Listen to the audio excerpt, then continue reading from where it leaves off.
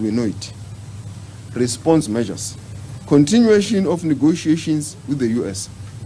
South Africa is committed to a principled approach, and we will continue to use all available diplomatic channels to negotiate a mutual beneficial trade deal with the United States, one that respects our national interests while advancing our long-standing partnership. Such a deal will be pursued in a pragmatic manner that preserves regional integration and SACO common external tariffs, noting that SACO accounts for 9% of our global exports and must be preserved.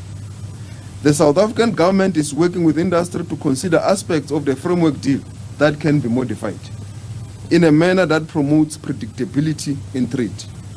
Implement an economic response package which includes the establishment of an export support desk, which will serve as a direct point of contact for companies affected by the U.S. tariff hikes.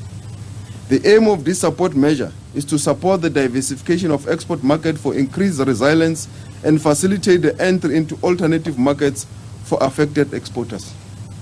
The desk will provide updates on developments and tailored advisory service to exporters on alternative destinations, guidance on market entry processes, insights into compliance requirements, and linkages to South African embassies and high commissions abroad. The contact details of the export support desk have been published on the DTIC website. B.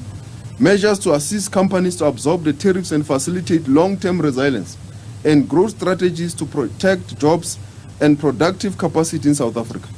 The details of this being finalized and will be communicated shortly. C.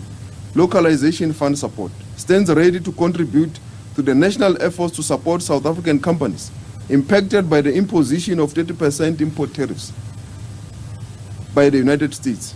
In collaboration with the DTIC, IDC, and other agencies, the LSF will issue an open call from firms operating in affected value chains with the aim of providing targeted competitiveness and efficiency support. To build resilience, we are working on an export and competitive support program, which will include a working capital facility and plant and equipment facility to address short-term to medium-term needs across all industries. We are also working with the Department of Labor on measures to mitigate potential job losses using existing instruments within its entities. Block exemption for exporters.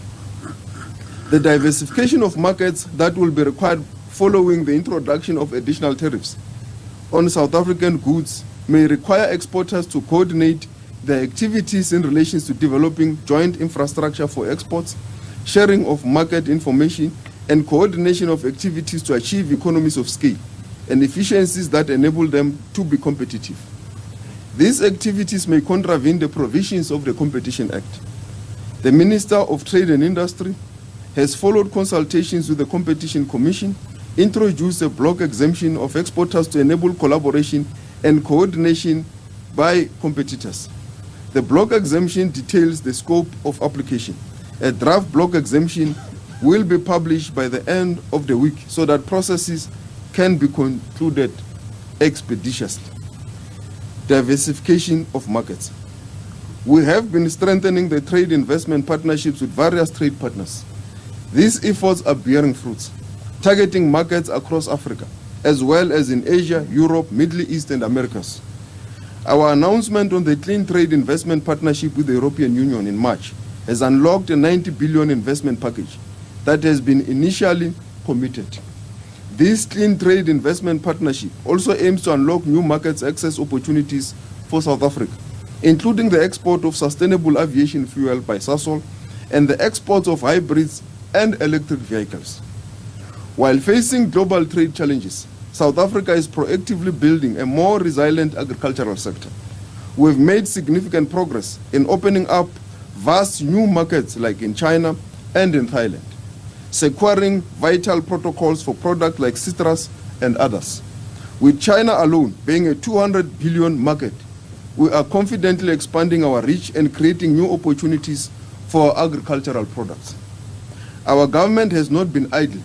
We are proactively and collaboratively diversifying our trade portfolio. Under the coordinated leadership of the Presidency, DERCO, and the DTIC, we are making significant inroads into new high-growth markets across Asia and the Middle East, including the UAE, Qatar, and Saudi Arabia.